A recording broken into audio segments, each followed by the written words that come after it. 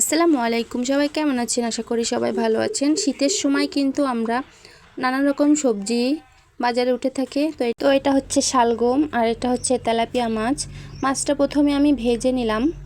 তো শালগমটা শীতের সময় কিন্তু খেতে ভালো লাগে। এখানে ঝাল পেঁয়াজ, রসুন বাটা, জিরে গুঁড়ো সব রকম মশলা আমি দিলাম। এটা আমি কাঁচা ঝাল দিয়ে রান্না করব, তার জন্য শুকনো ঝাল দিলাম না। তো মশলাটা সুন্দর করে কষিয়ে আমি শালগমটা দিয়ে দিলাম। এখন শালগমটা আমি সুন্দর করে একটু নেড়েচেড়ে কষিয়ে নিচ্ছি।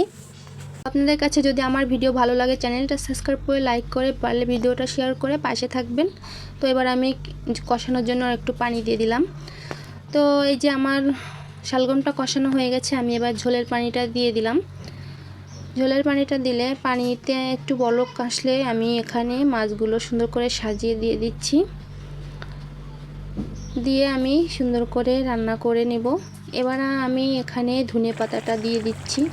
ধনে পাতাটা শীতের সময় অন্যরকম একটা স্বাদ আছে, আর সব তরকারিতে দিলে কিন্তু খেতে খুবই ভালো লাগে। যারা ধনে পাতাটা পছন্দ করেন তারাই একমাত্র জানেন। তো ফাইনালি কিন্তু আমার তরকারিটা হয়ে গেছে, এই যে আমি নামিয়ে নিয়েছি। খুব সুন্দর একটা কালার হয়েছে, খেতেও দারুণ হয়েছে। তো ভিডিওটা কেমন লাগলো সবাই কমেন্টে জানাবেন।